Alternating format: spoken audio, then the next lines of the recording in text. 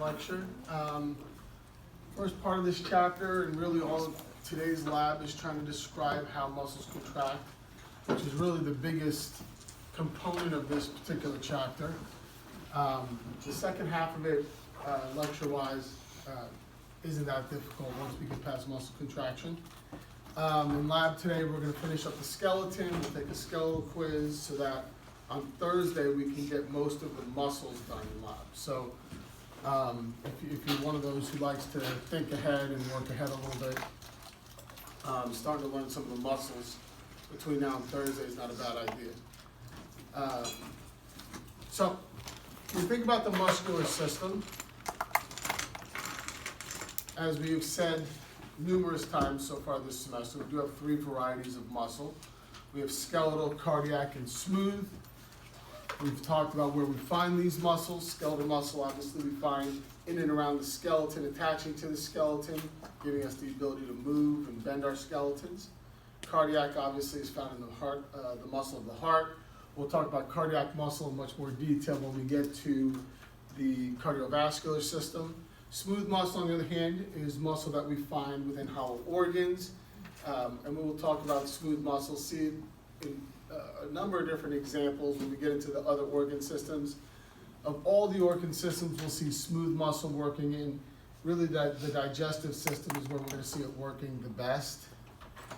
So we'll talk about smooth muscle in more detail when we get to that particular chapter, since it definitely plays a huge component in allowing the digestive system to do its jobs.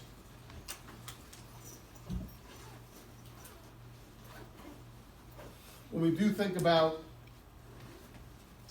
the muscular system in general, there are some terminologies. If you ever see prefixes like myo or mis, we are talking about muscles. Sarco means flesh, and so usually we're talking about something to do with the muscle as well. So when you see words that, myofascial release, for example, is a muscular stretching technique where we separate muscle from the fascia that surrounds it. Or a sarcolemma, we're going to talk about the sarcolemma today.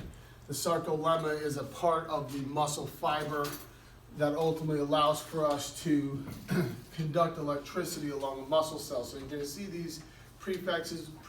When you see them, you always should be thinking something along the lines of muscle. Aren't you working now? There we go.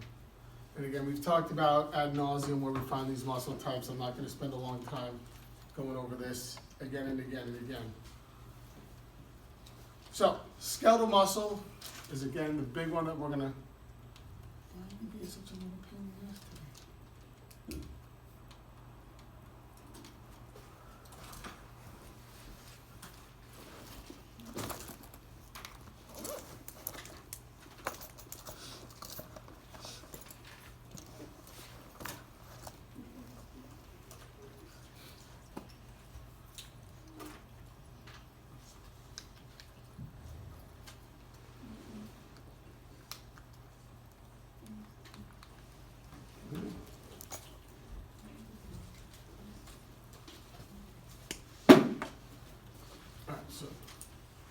So we should skeletal muscle, which is what we're going to spend all of our morning talking about.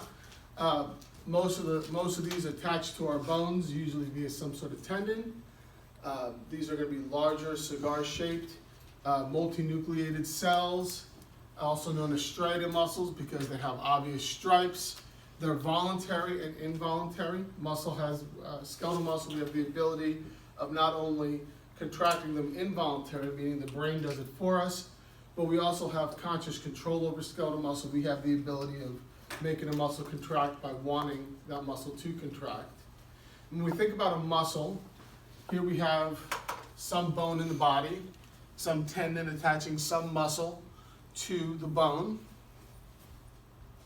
As we look at that muscle grossly, what we're seeing is the muscle itself surrounded by its own sheath. The sheath is called the epimysium. And the epimysium surrounds that muscle in its entirety, very similar to how the periosteum surrounded our bone. Right? It's an extra layer of protection that surrounds our bone. Well, we have the epimysium that surrounds our muscle. Each muscle is made up of a series of cylindrical units, and each of these cylindrical units is known as a fascicle. And each of these fascicles are made up of individual muscle fibers, and the muscle fiber is the cell. We don't call it a muscle cell, we call it a muscle fiber. And so where all the action is going to take place, all the action of what we're going to talk about today takes place in the muscle fiber. So again, a muscle is made up of a series of fascicles. Each of those fascicles is made up of individual muscle fibers, otherwise known as muscle cells. And that's where all of the contraction that we're going to talk about today takes place. And we'll talk about those when we get to those. So, as we take a look at an individual muscle fiber, so again, what we're looking at here is that little muscle fiber cell that we see on the top of the screen here. And what we need to think about is this is a cell. All right, so every cell has three components. What are the three components of every cell? Nucleus. Nucleus, Cytoplasm. cytoplasm, Cell membrane. and cell membrane. Every cell has those three basic components. This one does too. First and foremost, nucleus, nucleus, nucleus. We have, this cell is multinucleated. Unlike this traditional cell where you have one nucleus in the middle with the nucleolus in the middle making the ribosomes, all that good fun stuff, this is a muscle cells or muscle fibers have multiple nuclei, so they're multinucleated. All cells have to have cytoplasm, which contains within it what two components? Organelles. Organelles And that fluid. and the fluid, which is called what? Cytosol. Cytosol, right? All cells have to have that cytoplasm, which is made up of organelles and cytoplasm, cytosol rather. The cytosol is in here, and what we see here are organelles. What organelle are we seeing here? Mitochondria. That's mitochondria, which means that in order for this cell to function, what does it need an abundance of? ATP. It needs an abundance of ATP, right? Because that's what mitochondria do. The other organelle that we're going to be seeing here is something called the myofibril, which is a unique organelle for our muscle cell, or our muscle fiber. So the two key organelles that we're seeing here, and there's going to be a couple others that we add as we get a little deeper into this. We have the myofibril, which is going to be what ultimately contracts and gets shorter for us to make this muscle get shorter. An abundance of mitochondria, because this is going to, the muscle contraction is going to require a lot of ATP. There is fluid in here, so that does have its own intercellular fluid or cytosol. And then last but not least, the third main component of all cells is that we have to have some sort of plasma membrane. We don't call this the plasma membrane of a muscle. We call it the sarcolemma. So the sarcolemma is to the muscle cell what the plasma membrane is to a basic cell. We just call it something different. So sarcolemma is the plasma membrane. This cell has nuclei, just has more than one, so it's multinucleated. And it has organelles. They're just unique. All right, we're not going to see the standard, here's a lysosome, here's a peroxisome, we're not going to see those kind of standard cells. Everything in here is going to have a unique name to it, but we're going to see that they have similar functions in some ways, and in other functions, the function of these organelles is very unique to allowing a muscle to contract. Now, as we take a look at this myofibril, and we look at it a little bit closer, that myofibril is ultimately made of, so this picture here is a close-up look at this structure right here. We can see the dark bands coming down. We can see the dark bands coming down, right? You can see the horizontal stripes. You can see the horizontal stripes. So we take a look, so to kind of recap, we think about a muscle cell.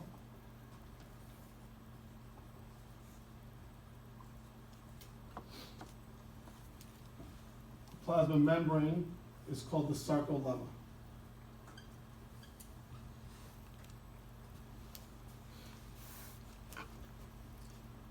These cells are going to be multinucleated. So they're going to have nucleus. And they're going to have some very, very unique organelles. Unique organelle number 1, which is what we see here. It's called the myofibril.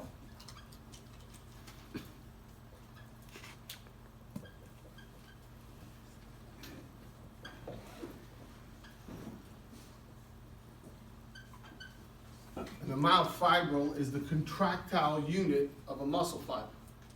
And a muscle fiber is just a fancy way of saying muscle cell. And the myofibril is made up of 3 very important components. All right?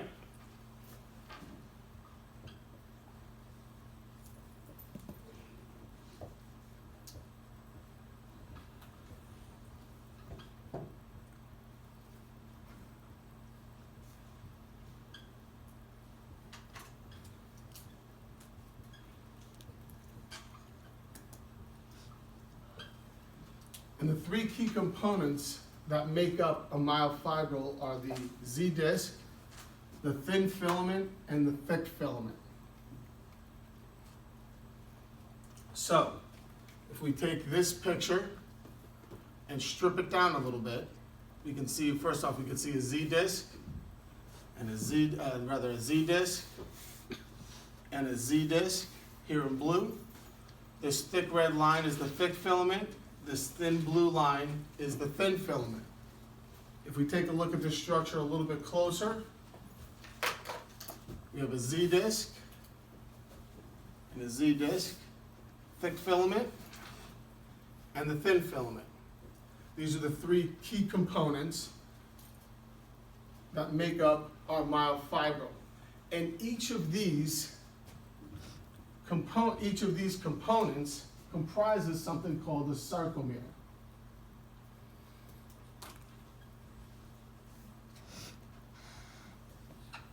And myofibrils, or the contractile units of our muscle fibers, are ultimately made up of a series of sarcomeres, end to end to end, attached to each other, end to end to end. Here's one sarcomere, here's another sarcomere, here's a third sarcomere. If we come back to this picture, we can see 1, 2, 3, 4, 5, 6, 7, 8, 9 sarcomeres all attached to one another, end to end to end.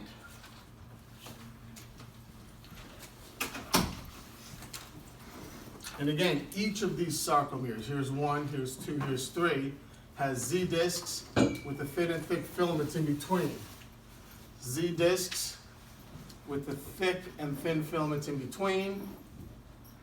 Z-disc with thick and thin filaments in between.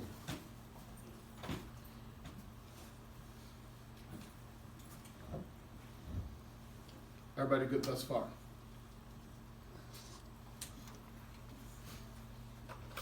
Now,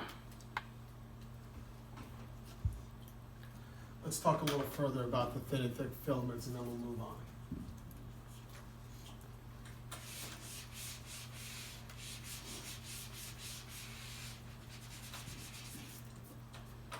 So, when we think about the myofibril is ultimately made up of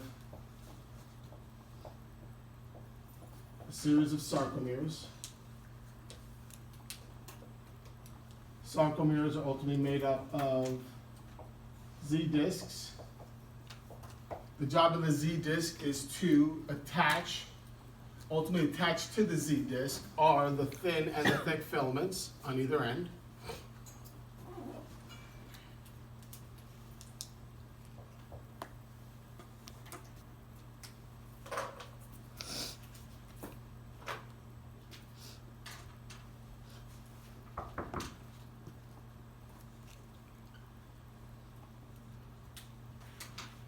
We have thick filaments.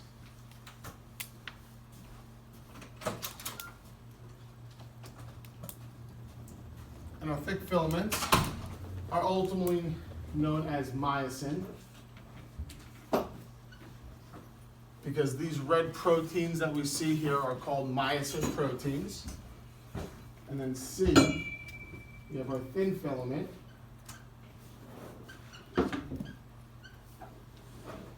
which is also known as the actin, because this blue that we see here is made up of a protein called actin. So one organelle of our cell is called the myofibril. The job of the myofibril, this is where contraction is going to take place in our muscle fiber. This is what's going to allow our muscle fiber to get shorter.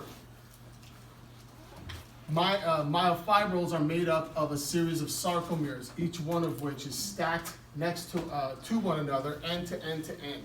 And each of these sarcomeres is made up of three very important parts: the Z disc, the thick, and the thin filaments. Some other organelles that we find within our cell, which are going to play a very important role. Oops, went way too far. Can't believe I don't have a picture of this. Another important organelle that we're going to find within our muscle fiber is called the sarcoplasmic reticulum.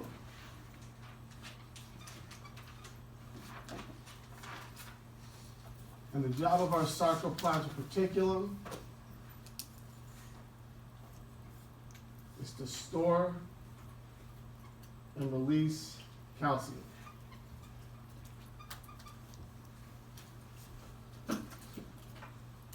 In order for a muscle to contract, we're going to ultimately need calcium. Calcium plays a very, very important role in muscles contracting. So we have a very specialized variety of organelle. The organelle's job is to do one thing and one thing alone. It stores calcium, and when the time is right, it releases calcium. And then calcium gets to do its role, play its role in making a muscle contract. And sarcoplasmic reticulum sounds a whole heck of a lot like what type of organelle that we learned from the basic cell? Endoplasmic. The endoplasmic reticulum, right? We have an endoplasmic reticulum that either modified proteins, or we have an endoplasmic reticulum that help to produce fatty acids and things like that, steroids.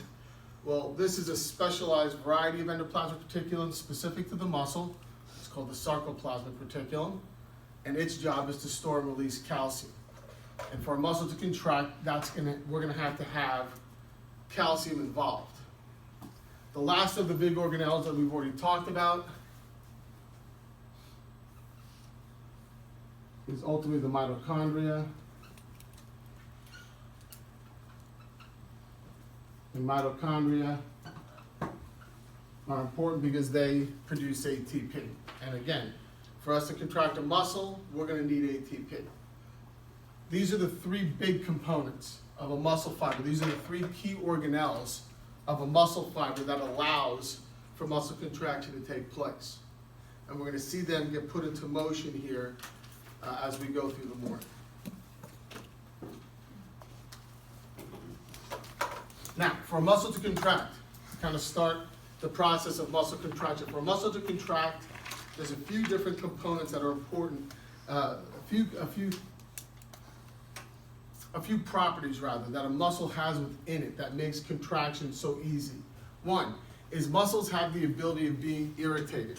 By irritated, we're not thinking like your little brother comes in and bugs you when you're trying to, be by yourself. Irritated means muscles have the ability to receive and respond to stimuli. And what do you think stimulates a muscle to contract? The Nerve impulses. Nerve impulses. The nervous system does it. The nervous system tells the muscle to contract. But for a muscle to contract, it has to be able to receive nervous stimuli. When it does, we're able to actually send a cascade of events into motion that ultimately leads to muscle contraction. Contractility. Muscles have to be able to get shorter.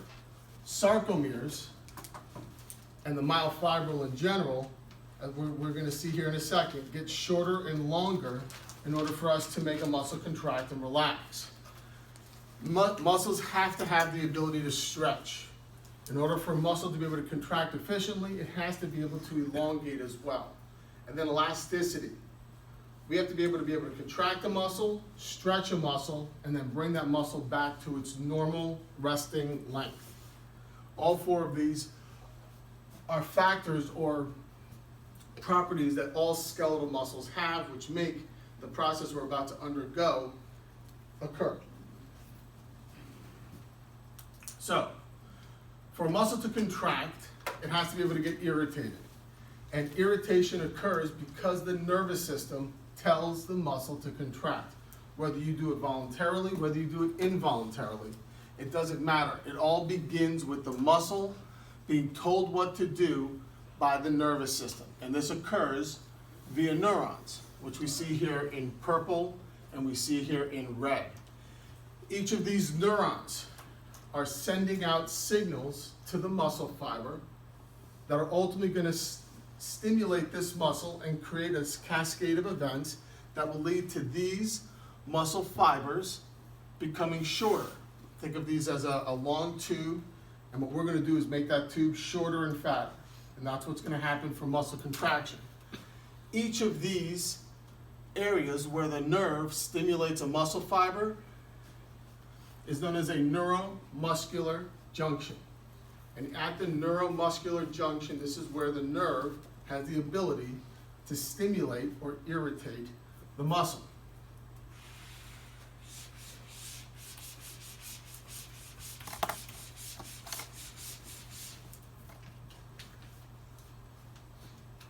So when we think about a neuromuscular junction, it looks something like so.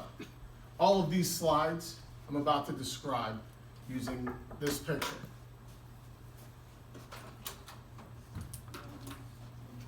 So, to give you an idea of what we're looking at here, take a look at it a little bit bigger. Here's a neuron, here is a muscle fiber, muscle cell, neuron, neuron, and here's the muscle fiber again.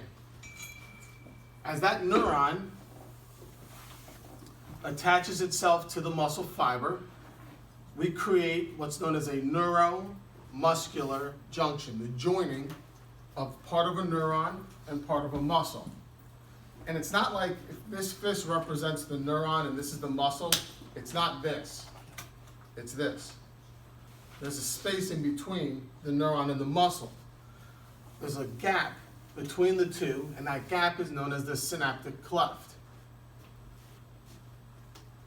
Now, what do all neurons release in order to make some action take place?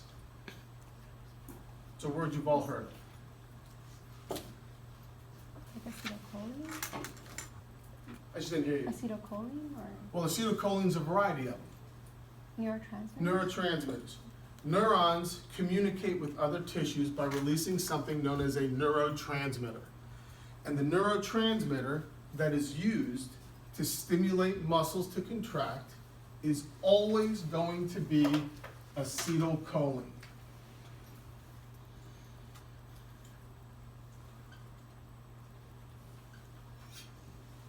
And acetylcholine, otherwise known as ACH from here on out,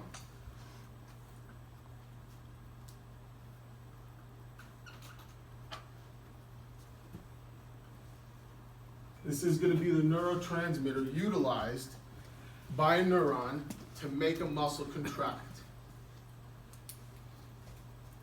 For a neuron to release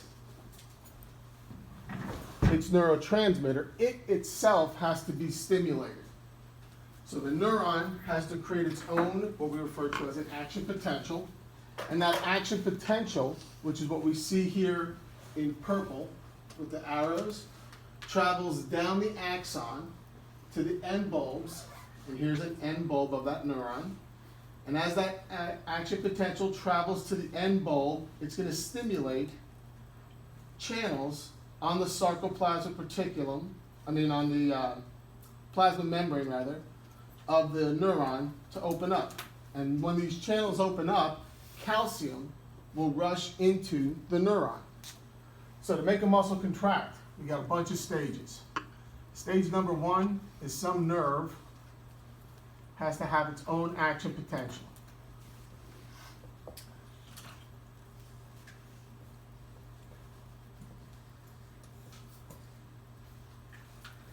And that action potential must reach the end bulb.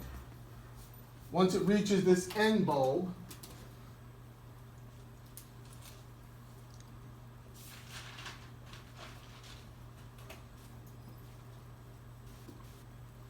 calcium will rush into the neuron. Calcium entering the neuron is important. Calcium entering the neuron allows for the neuron to take the neurotransmitter, represented here by green dots, put them into vesicles, and ultimately release those chemicals, that neurotransmitter, out of the cell and into the synaptic cleft. And the process of taking the neurotransmitter and releasing it from the neuron is what cell process? Exocytosis. That's exocytosis. So we're just seeing a good version of exocytosis. Calcium enters the neuron, causes the neurotransmitter to be put into vesicles, these little bubbles, and we will exocytose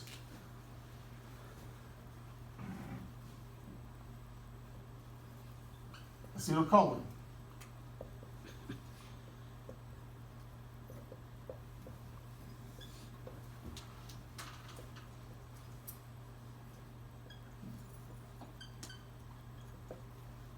And it'll enter into the synaptic cleft. The neurotransmitter, acetylcholine, will now enter into the space between the neuron and the muscle fiber, otherwise known as the synaptic cleft.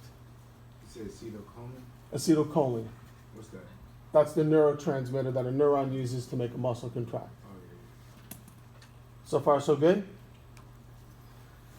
Once acetylcholine enters into the synaptic cleft, it will travel across the cleft towards the plasma membrane of our muscle fiber, represented here in gray. The plasma membrane of our muscle fiber is called the what? Sarcoplasmic reticulum. It's the Look in your notes. This is a note you should have taken. it's the second Sarcolemma. Sarcolemma, right, known as the sarcolemma, which we see here. Embedded within the sarcolemma are a series of channels, protein channels that we saw when we looked at the plasma membrane of a cell. We saw those integral proteins. And these proteins have receptors specific for acetylcholine. Acetylcholine will bind with those receptors. So, stage 4. Acetylcholine crosses the synaptic cleft.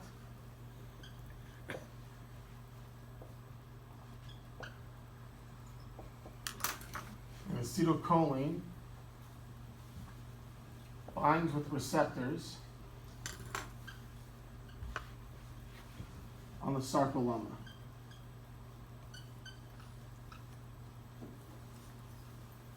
Everybody with me?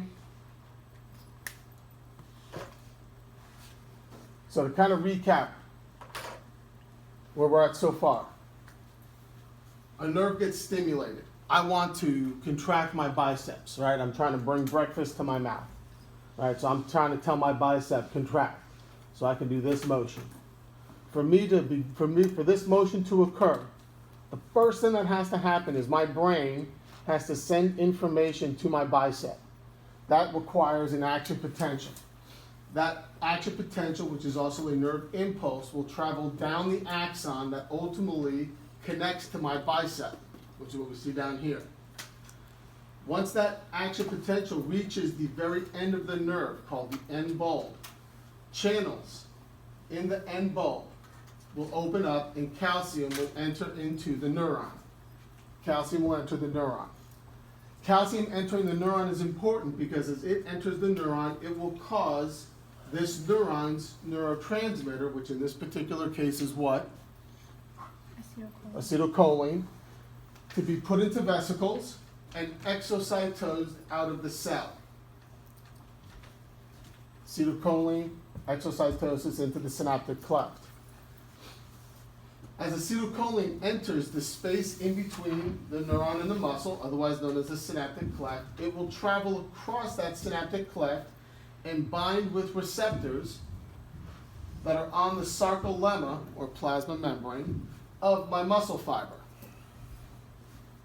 Acetylcholine will bind with receptors on the sarcolemma. That's where we're at. So far, so good?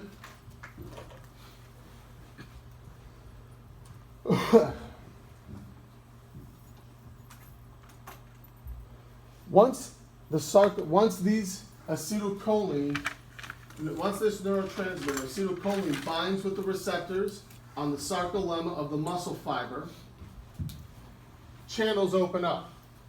Because of acetylcholine binding with these receptors,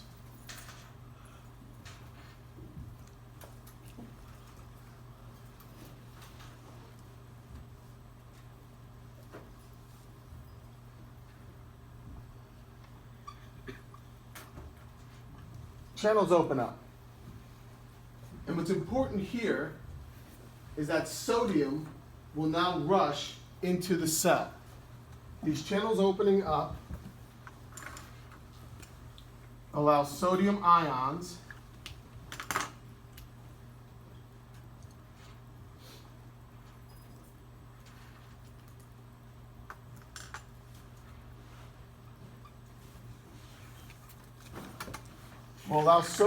to rush into the muscle fiber or the muscle cell. Now, as this picture depicts, potassium leaves the cell. It is very true. But more sodium enters the cell than potassium leaves the cell.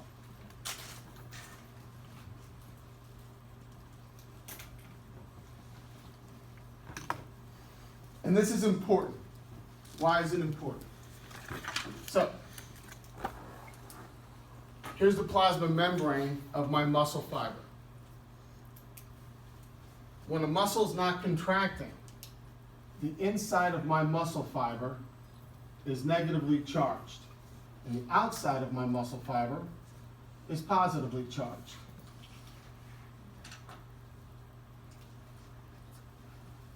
Everybody with me? If I cause an influx of sodium ions into the cell, what will happen to the inside of my muscle fiber? It's gonna be positive. It's going to become positively charged. And if that's true, what happens to the outside of my muscle fiber? They're gonna become negative. It will become negatively charged. In essence, we flip the charges on either side of this plasma membrane, otherwise known as the sarcolemma. And this is important because when we do this to a muscle fiber, it's referred to as a depolarizing event. We depolarize this section of the muscle fiber. So the influx of sodium into the muscle fiber will cause the inside, MM is muscle,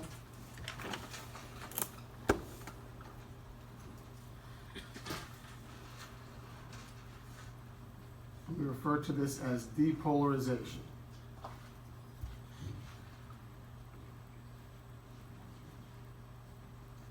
What does the MM mean? Muscle. Oh, okay. So because sodium rushes into the muscle fiber, the inside of my muscle fiber is going to become positively charged. As opposed to when the muscle's resting, the inside of my muscle fiber is negatively charged. So by infusing all those sodium ions into the cell, which occurs because of acetylcholine binding with those receptors, now sodium rushes into the cell, makes the inside of my cell positive and the outside of my cell negative, just in that one section. But this creates something known as an action potential.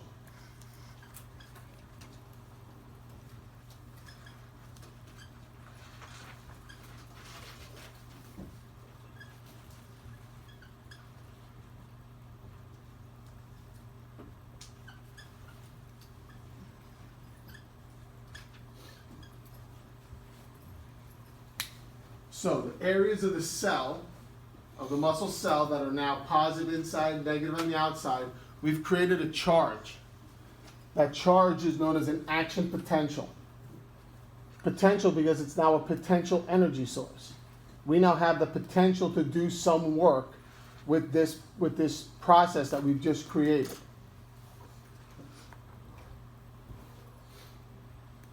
So, again, to recap where we're at, I want to make a muscle contract. It's going to take the better part of 15, 20 steps to get there. All right, it's not just you think it and the muscle just does it. There's a whole host of different steps that occur to make this muscle contract. First thing that has to happen is some neuron has to be stimulated. As that neuron's action potential reaches the end bulb, which is the part of the neuron that attaches to the muscle, it forces calcium channels to open up, and calcium rushes into the neuron. Calcium rushes into the neuron, which is what causes this neuron to put its neurotransmitter, represented in green, into vesicles. And it will cause those vesicles to be exocytosed, or that neurotransmitter rather, to be exocytosed into the space between the neuron and the muscle, which is known as a synaptic cleft. Once there, that neurotransmitter, which in this case is acetylcholine, will travel across the synaptic cleft and bind with specialized receptors on the sarcolemma, otherwise known as the plasma membrane of our muscle fiber. And when the acetylcholine binds with these receptors, channels open up. And those channels, when they open up, allow for sodium to rush into our muscle fiber. Yes, potassium does leave, but it leaves in a much smaller quantity. Much more sodium enters the cell than potassium leaves. As a result, the net result is the inside of our muscle fiber becomes positively charged because we have an influx of all these positively charged ions. And as that rushes into the cell, the inside of our cell will become positively charged, and it will create something known as an action potential in a process known as depolarization. Depolarizing a cell is when you flip the charge of that cell due to the influx of ions, which is what we just did with sodium ions. So anytime you use muscle, it's depolarization. Damn straight it is. What is depolarization again? Depolarization is a process by which we create a charge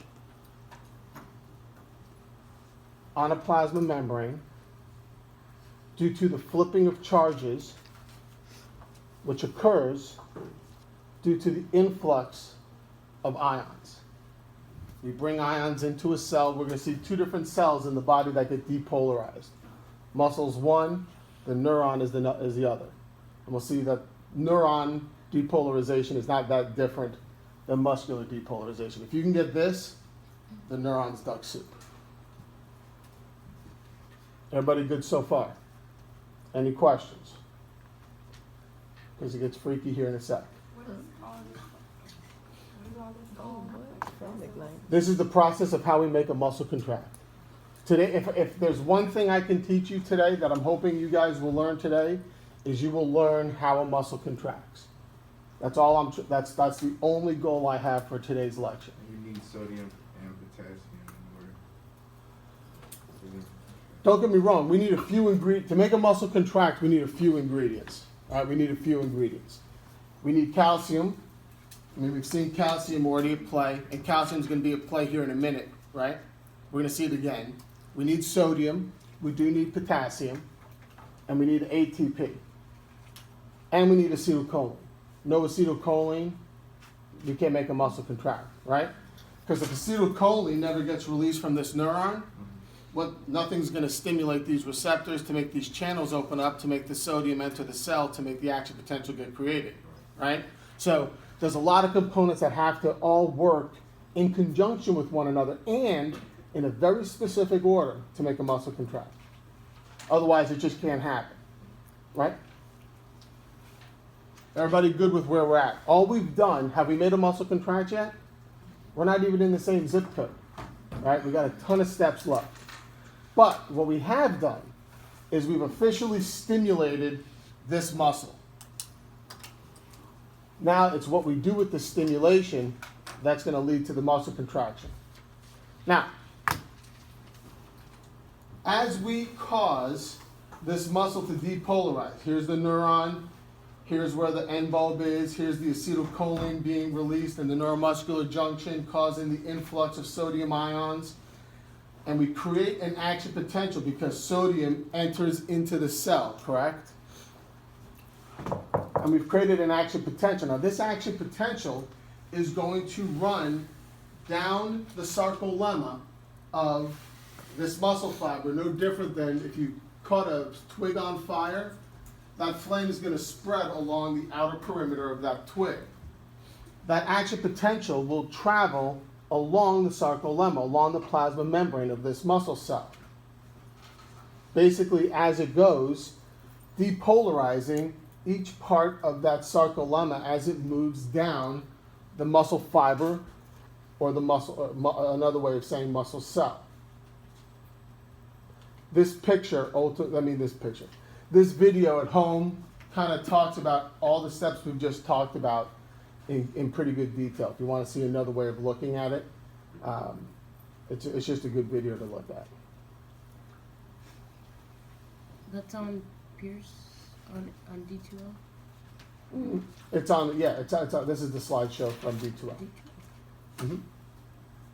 So, as we've created this action potential, what we're ultimately going to create is something known as the sliding filament theory. And the sliding filament theory is pretty simple. The sliding filament theory says that what we are going to try to do is take the three components of our sarcomere we talked about at the beginning of class, make them interact with one another such that each sarcomere is now going to get shorter. You can see how this sarcomere in this picture up here in the non-contracting muscle is so wide. The sarcomere down here is closer together. We've actually contracted this sarcomere. And what we're now going to start talking about is how do we make that sarcomere contract. And the way that we ultimately do it is by making the thick and thin filaments of our sarcomere attached to one another. And we're going to make a contraction take place that's going to shorten that sarcomere's length.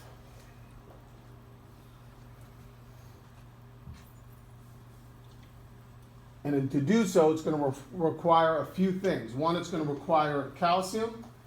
And the second thing it's going to require is ATP. ATP is what's actually going to cause these thick filaments to contract, therefore moving the thin filaments and making our sarcomere get shorter. So we have to now bridge these two concepts to one another. So,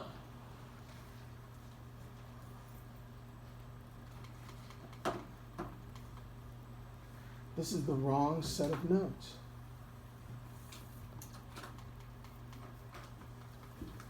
Hold on one second.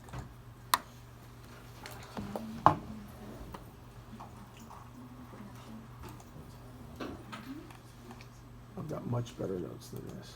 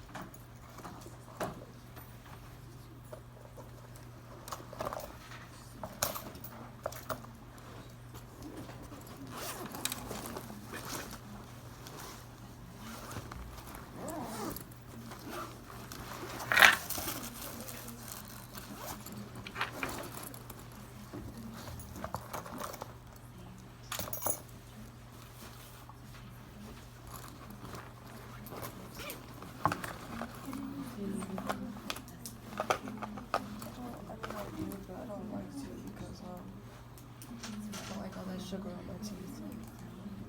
I just drink it black. I don't. I needed to wake me up. I didn't start drinking coffee until this coffee. And I don't like drinking coffee for energy. It's good.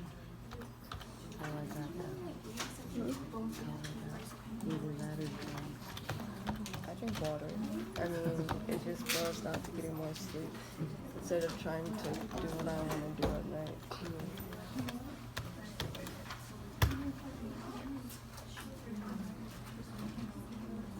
Or tea.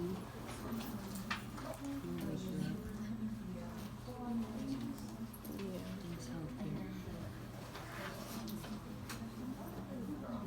Food will wake me up too. I'm not going to sleep. I can't eat. If I eat too much, yeah, I go to sleep. But I know that if I were to eat like fruit or something, I feel like I'd wake up. Yeah, for sure. But I'm probably just gonna get powdered donuts or that or granola bar.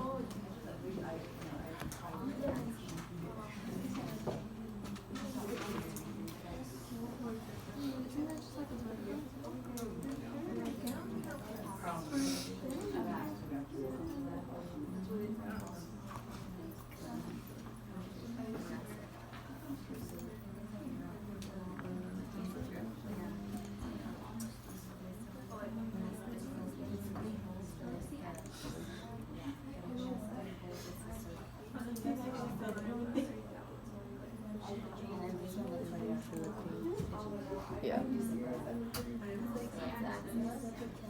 I found this really cool app. I'll show it to you.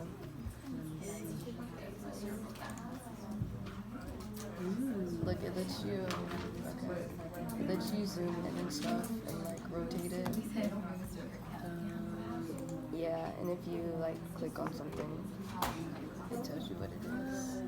Yeah, even all of the. But it just tells you what it is, that's it. Yeah, but I still think it's cool. Yeah, it's like it's a good awesome. like quizzing thing. Yeah, for sure. What is it? What is this? I think I just looked up anatomy and physiology. App.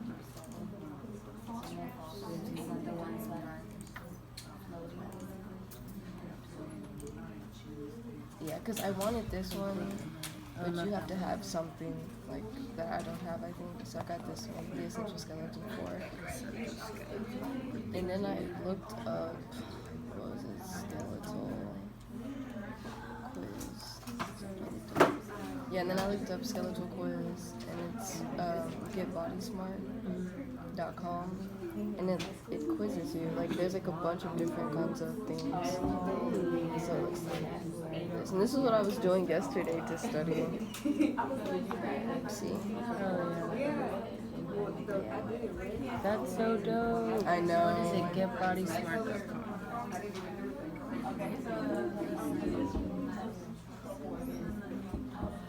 Yeah, I love it. And it doesn't require anything to do it, like pretty much anything. It just literally quizzes you like the Oh, I'm so excited. You're welcome. All right. I will post this online. The wrong notes got. I put the wrong notes onto my. D2L. I put a note set of notes that I've since updated. So, where were we? So the action potential is created on the sarcolemma. The action potential is created on the sarcolemma. And like we showed in that last slide, that action potential will now travel across the sarcolemma. And what we need to find out right now is how we get that action potential to stimulate our myofibrils, which is what we see down here in the sarcomeres. The connection between the two are these series of tubules that we see running from the sarcolemma down into the center of this cell. And this specialized organelle is known as a T-tubule. We have one here, we have one here, and here, and here. These are called T-tubules, otherwise known as transverse tubules. as that sarcolemma gets stimulated, and that stimulation, that action potential travels across the sarcolemma, that action potential will get to the T tubules and will enter the T tubules.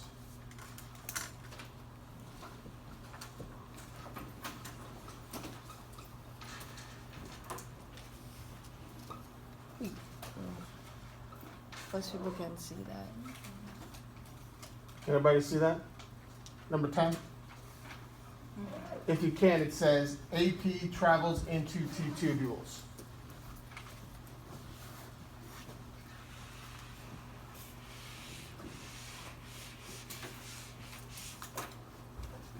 Ma'am, Could we put tubules on like the tests and stuff, or do I would want hope you us would. transfer stuff? Either one's good. Okay.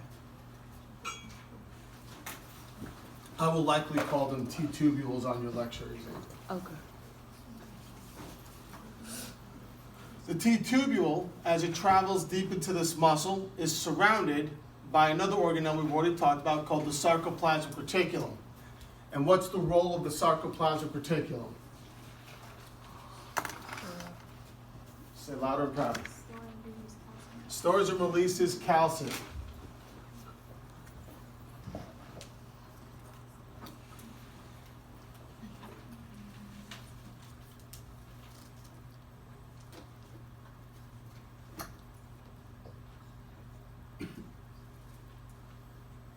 So as that action potential travels down the T tubule, it stimulates the sarcoplasmic reticulum. And if the sarcoplasmic reticulum stores and releases calcium, and we're trying to make a muscle contract which requires calcium, do you think the stimulation of the sarcoplasmic reticulum is going to cause it to release calcium or store calcium? It's going to make it release it.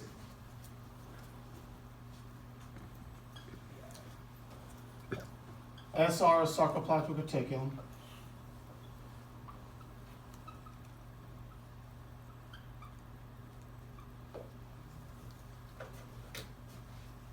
That calcium, once released, will enter into,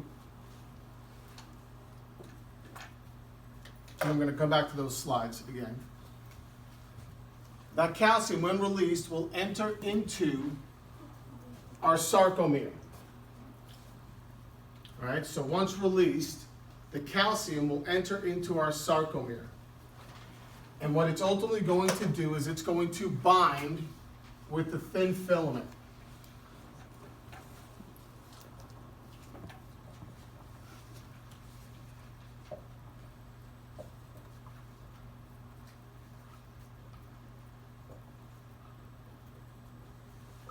So, to understand this binding of the thin filament, we need to look at the thin filament a little bit closer. The thin filament, which is what we see here on the bottom, is comprised of three structures. Structure number one is called actin, hence the name of the thin protein, the thin filament. All of these yellow dots that we see here, which kind of look like yellow olives, those yellow olives are a protein called actin. And an actin protein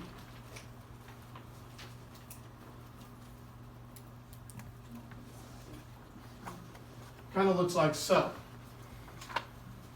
And on that actin protein is a spot called the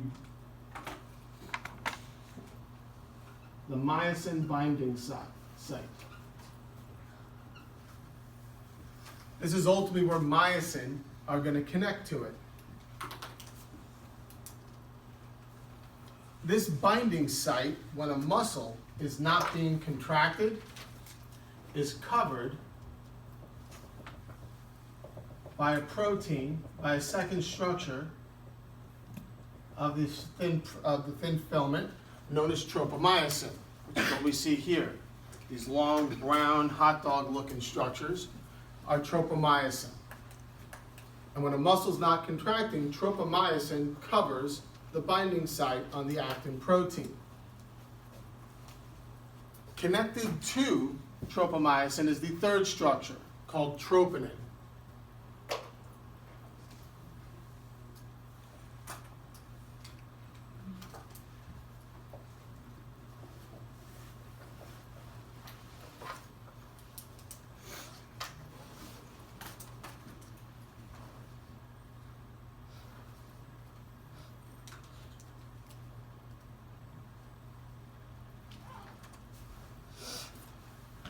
troponin binds with calcium. So, after calcium gets released from the sarcoplasmic reticulum, it binds with troponin. So calcium will literally enter into the sarcomere and bind with troponin.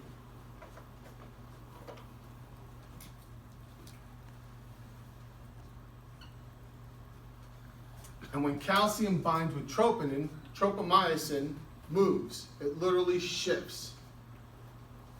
And when it shifts, it exposes the binding site on the actin proteins.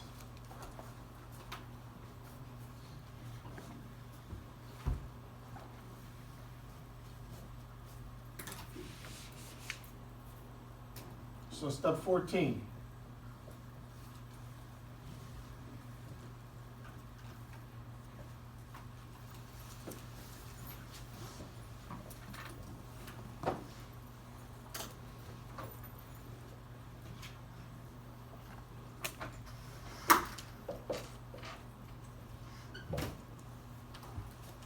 Troponin moves, exposing the actin binding site.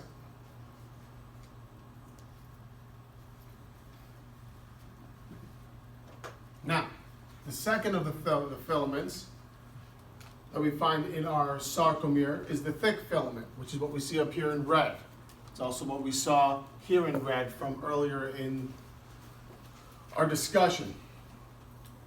And these filaments, these proteins, these myosin proteins, are kind of like a round brush. Ladies, you all have round brushes, right?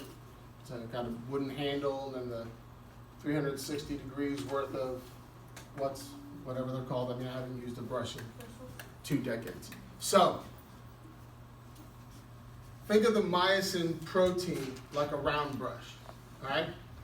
But all those bristles are little heads that are exposed in a 360-degree pattern all the way around this protein.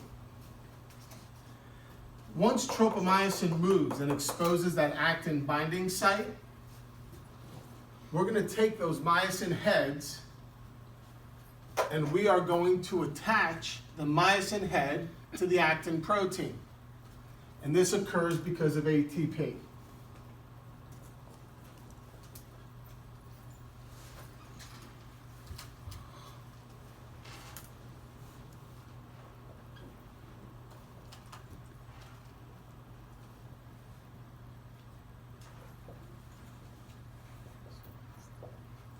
ATP will physically take the myosin head and attach it to the actin protein.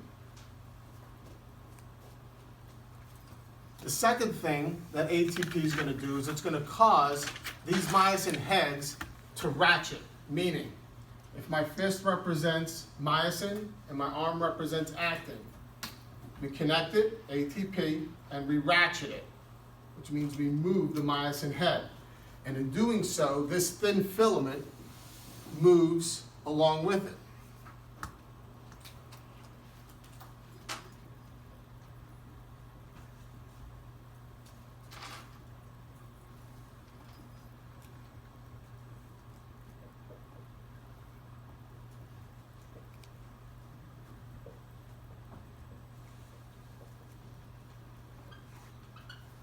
And as a result of this, our muscle gets shorter.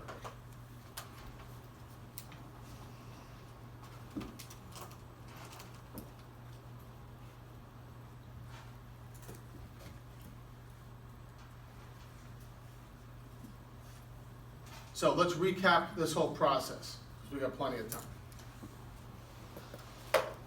To make a muscle contract, a whole bunch of events have to take place. And a whole bunch of players are involved.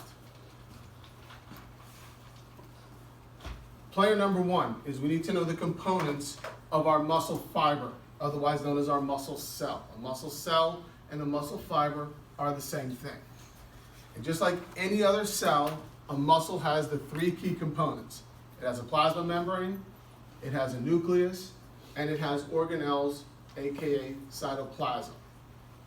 The difference is that all of those three key components are a little screwed up compared to what we've learned thus far this semester. First and foremost, we do not call the plasma membrane the plasma membrane. Instead, we call it the sarcolemma. So the sarcolemma and the plasma membrane are the same thing. The difference is the sarcolemma is the plasma membrane of a muscle fiber. We don't even call it a muscle cell. We call it a muscle fiber. Everything is different. Our cell, our muscle fiber, has a nucleus. The difference is, unlike most cells which have one, muscle fibers have multiple nuclei, which makes it different. It then has its own cytoplasm with its own organelles. The difference is these organelles are all screwed up, all right, with the exception of mitochondria, which we have an abundance of producing ATP, but the other organelles of our cell are just very unique to a muscle cell or a muscle fiber. The first organelle, instead of an endoplasmic reticulum, we have something called the sarcoplasmic reticulum. And the job of that sarcoplasmic reticulum is to do what? Store and release calcium. It stores and releases calcium. Another organelle that we have is this T-tubule, which is a tube that connects our plasma membrane to the deeper structures of our muscle fiber. And then the third key organelle are these long cylindrical units that we see here. And these long cylindrical units are collectively referred to as myofibrils. And each of these myofibrils is made up of a series of individual units called a sarcomere. And when we look at the sarcomere a little closer, the sarcomere is made up of three individual components: Z discs, a thick filament, otherwise known as myosin, and a thin filament, otherwise known as actin. And it's within the sarcomere that we're actually going to see muscle contraction take place. The job, in order to make a muscle contract, what we need to ultimately do is make this sarcomere get shorter. We need to take these Z discs and make them get closer to one another. To do that, we're going to make these filaments interact with one another to accomplish that. That process begins with something known as a neuromuscular junction. And in a neuromuscular junction, some neuron is going to be attached to our muscle fiber. To make this process all start, this neuron gets stimulated, and that action potential will travel down the neuron to its end bulb. The end bulb is what's attached to our muscle fiber. Once that action potential reaches the end of the neuron, calcium channels open up, and calcium will enter into this neuron, which I think is step 2 over there. When calcium enters into the neuron, it will cause this neuron to put its neurotransmitters into vesicles and exocytose those neurotransmitters into the space between the neuron and the muscle. That space is known as the synaptic cleft. Those neurotransmitters, which again are acetylcholine, will travel across the synaptic cleft and bind with receptors on the surface of our muscle fibers, specifically the sarcolemma, or plasma membrane, of our muscle fiber.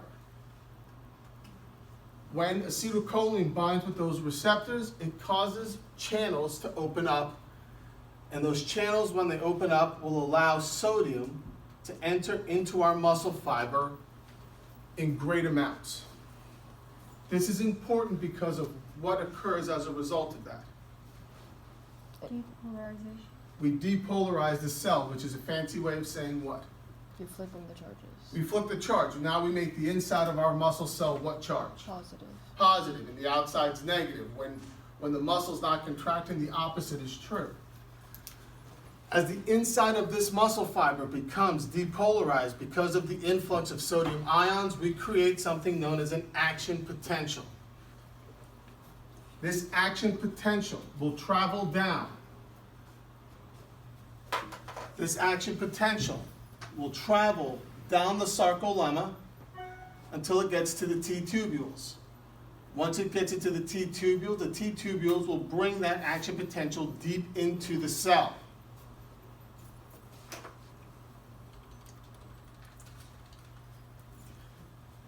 action potential will travel down the T tubules deep into the cell, stimulating what organelle?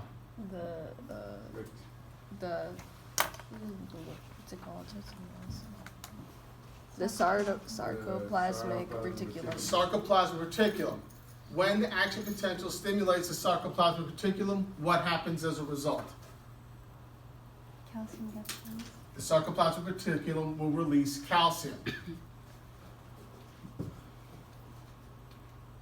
The releasing of calcium from the sarcoplasmic reticulum, that calcium will enter into our sarcomere. And once inside the sarcomere, calcium will bind with our thin filament, and in particular with the troponin within our thin filament. Calcium binds with the thin filament, in particular troponin.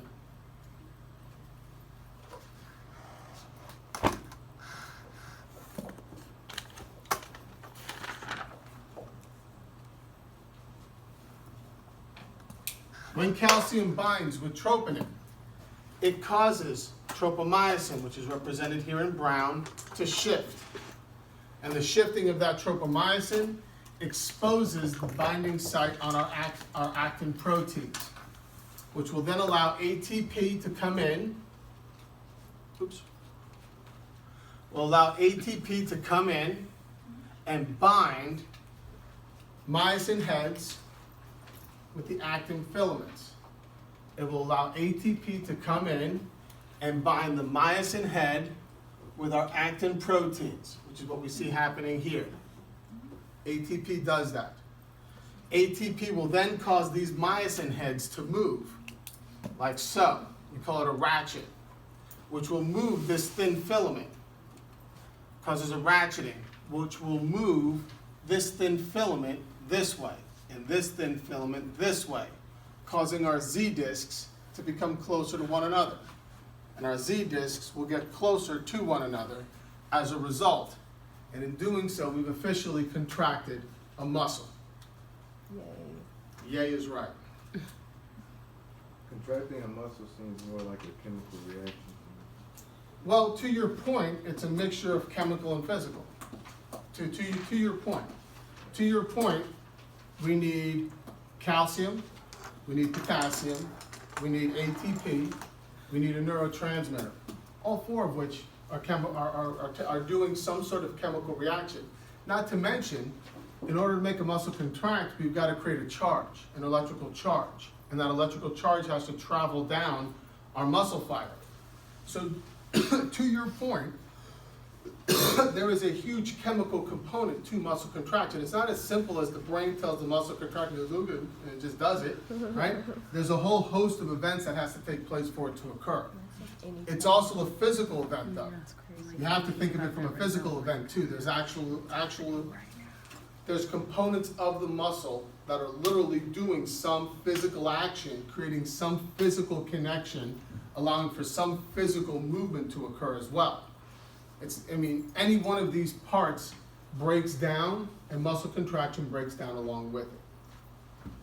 All right? Are there questions on the concept of making a muscle contract? The majority of the questions on your next test from this chapter will come from today's lecture. Vast majority, 90%. Because the rest of this chapter isn't that difficult. The rest of this chapter from a lecture standpoint isn't that hard. All right, there are a couple key things that have to happen in order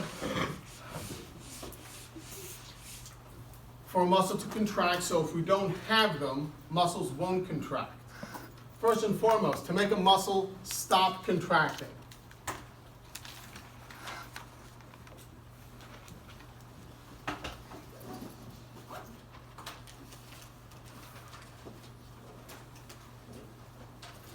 What are some things that we can do based on what you know of how a muscle contracts? What are some things that we can do to make a muscle stop contracting? Stop the action potential. Okay, you're right. How do you stop an action potential? You're right, don't get me wrong, that's definitely one of the ways. The question is how. What causes the action potential to be created? Acetylcholine? Acetylcholine. So we gotta get rid of acetylcholine.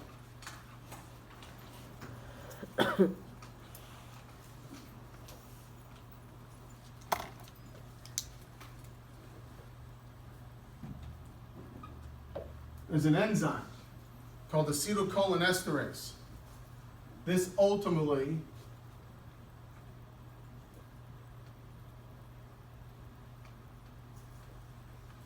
destroys acetylcholine. It neutralizes it. Acetylcholinesterase is an enzyme that exists within the synaptic cleft. It exists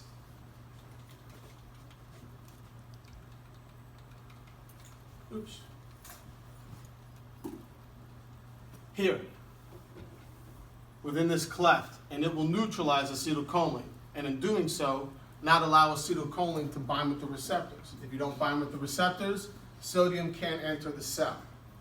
Sodium can't enter the cell, we can't create an action potential.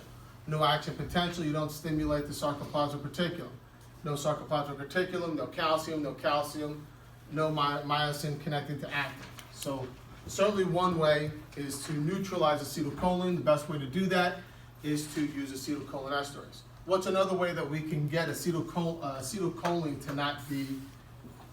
to not be there?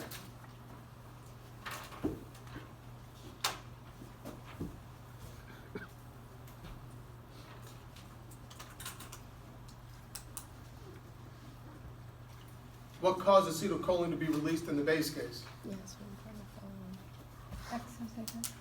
Right? And what caused exocytosis? It's on the board.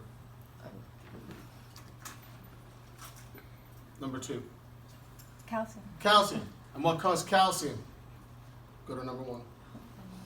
Action potential? Right. Don't have the nerve stimulate in the base case, so stop nerve stimulation.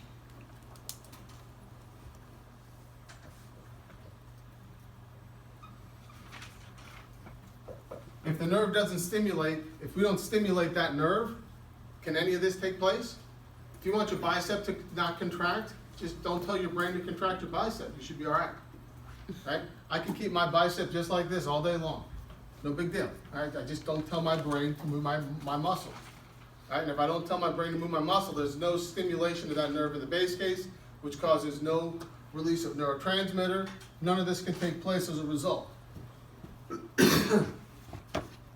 There's two more good ones. Depolarization. Well, depolarization, we've taken care of depolarization by taking care of acetylcholine. So if we take care of, we've taken care of all the acetylcholine components. Now there's 2 more components to your chemical reaction point. What are the other 2 chemicals we can get rid of that will not allow for muscles to contract? ATP. ATP is a big one.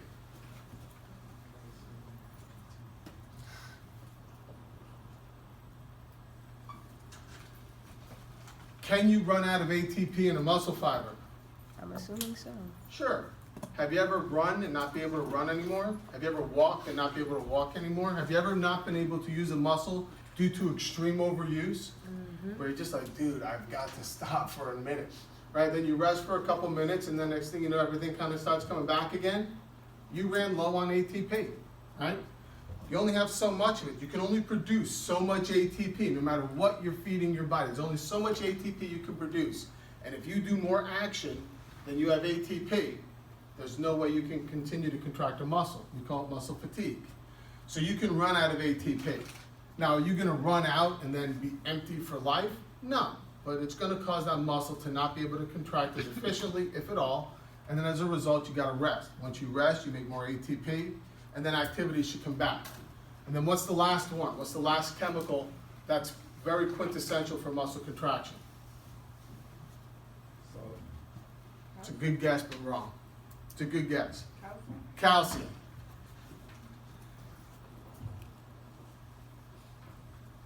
We need calcium, we need ATP, we need acetylcholine. Those are the 3 big ones. Without those 3, muscles won't contract. This is why, going back to the last chapter, if we don't have enough calcium in our diet, where's our body going to take calcium from to make sure our bloodstream is filled with calcium. Takes it from the bone, right? What's more important, contracting muscle or having strong bones? Strong bones. Bull crap. Contracting I was muscle. gonna say, you can't even Bull move. crap. If you can't contract a muscle, how's your heartbeat? Does it matter if your bones are strong? No, not at all. It doesn't matter one iota how strong your bones are compared to making muscles contract. Muscle contraction is what keeps us alive. No contracting of your heart, it doesn't matter. You can have the rock's bone structure. If your heart's not contracting, you are a useless blob of nothing. Muscles have to contract. It's much more important to contract a muscle. You will use calcium for muscle contraction before you use calcium to make your bones stronger, right? So you will continue to strip calcium from the bone in order to make this process take place. All right, we'll see you in lab.